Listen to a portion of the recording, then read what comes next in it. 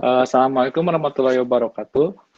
Kami dari kelompok 7 akan menyampaikan materi tentang insertion sort dan count sort. Anggota dari kelompok 7 yaitu ada saya sendiri Muhammad Faris Setiawan dengan NIM 0091, rekan saya Tobias Tondi Cornelius Situmorang dengan NIM 4127. Untuk materi pertama yaitu insertion sort adalah algoritma penyortiran sederhana yang bekerja mirip dengan cara mengurutkan suatu bilangan. Array secara virtual terbagi menjadi bagian yang diurutkan dan tidak diurutkan. Nilai dari bagian yang tidak diurutkan diambil dan ditempatkan pada posisi yang benar di bagian yang diurutkan. Nah, tujuan dari insertion sort yaitu untuk menginput bilangan lalu mengurutkannya berdasarkan dari nilai terkecil ke nilai terbesar atau biasa disebut dengan ascending. Untuk pseudocode dari algoritma insertion sort yaitu ada di sini. Lanjut ke kelas efisiensi. Kompleksitas base case untuk insertion sort adalah Tn sama dengan An plus B sama dengan big On.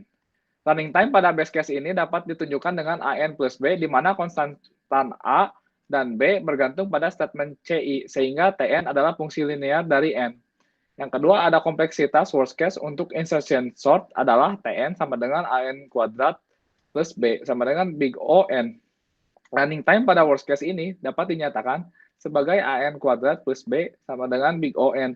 Untuk konstanta A, B, dan C bergantung pada statement CI. Oleh karena itu, Tn adalah fungsi kuadrat dari N. Yang ketiga, kompleksitas average case untuk insertion sort adalah Tn sama dengan An kuadrat plus B sama dengan big On. Nah, di sini ada ilustrasi dari insertion sort. Ada 8 angka, yaitu 6, 5, 3, 1, 8, 7, 2, 4. Angka di atas masih acak. Nah, kita akan mengurutkannya menggunakan inserting sort. Langkah pertama yang dilakukan adalah ambil elemen pertama dari angka tersebut, yaitu angka 6. Karena angka 6 adalah angka pada elemen pertama, maka tidak ada pertukaran. Selanjutnya ada elemen kedua, yaitu angka 5. Cek apakah angka 5 lebih kecil dari angka sebelumnya. Jika iya, maka angka sebelumnya digeser ke kanan. Selanjutnya, elemen ketiga, yaitu angka 3.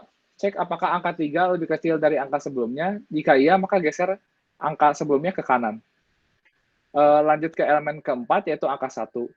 Cek apakah angka 1 lebih kecil dari angka sebelumnya. Jika iya, maka geser angka yang lebih besar darinya ke kanan. Lanjut ke elemen kelima, yaitu angka 8. Karena angka 8 tidak lebih kecil dari angka sebelumnya, maka posisi dari angka 8 tetap di elemen kelima. Lanjut ke elemen ke-6, yaitu angka 7. Cek apakah angka 7 lebih kecil dari sebelumnya. Jika iya, maka geser angka yang lebih besar darinya ke kanan.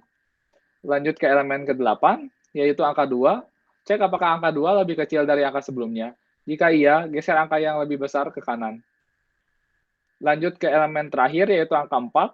Cek apakah angka 4 lebih kecil dari angka sebelumnya. Jika iya, maka geser angka yang lebih besar dari angka 4 ke kanan. Nah, ini adalah hasil akhir dari sorting, yang dimana elemen pertama diisi oleh angka 1 yang sebelumnya angka 6, dan elemen terakhir yang diisi oleh angka 8 yang sebelumnya angka 4. Lanjut, aplikasi. Ini adalah NetBeans. Saya menggunakan ini di NetBeans, menggunakan bahasa Java. Lanjut ke tabel hasil running dan graf, di mana jumlah data 10 menghabiskan waktu running time 0,4 detik, 50, 9 detik, 137 detik, dan 200, 164 detik. Di sini ada graf untuk insertion sort, yang di mana semakin besar, semakin banyak data, maka semakin lama juga waktu yang diperlukan. Yang terakhir ada visualisasi dari insertion sort. Untuk materi selanjutnya akan disampaikan oleh rekan saya, Tobias.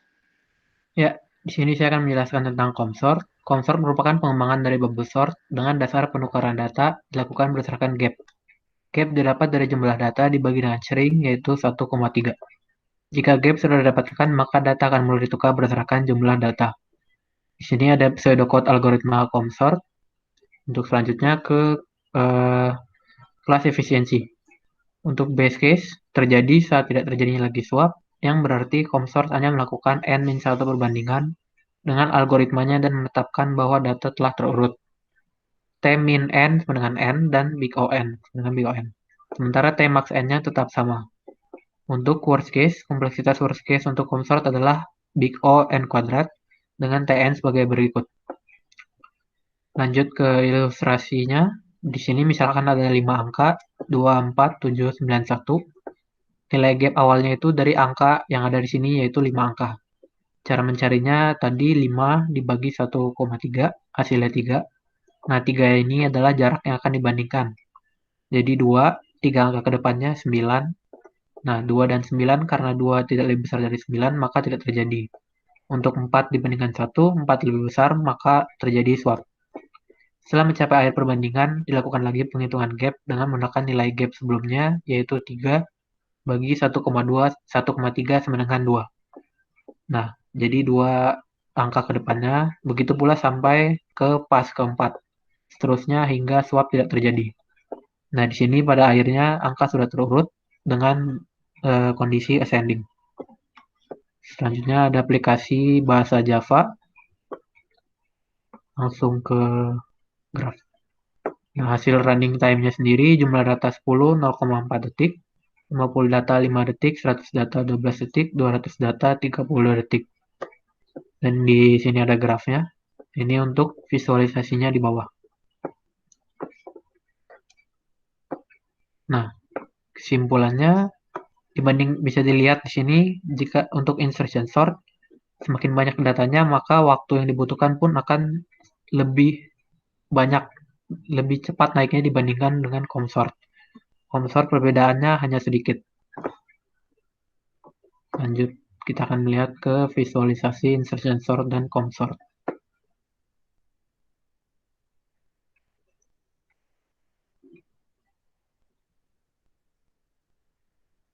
Seperti ini visualisasinya. Bisa dilihat consort lebih cepat daripada insertion sort.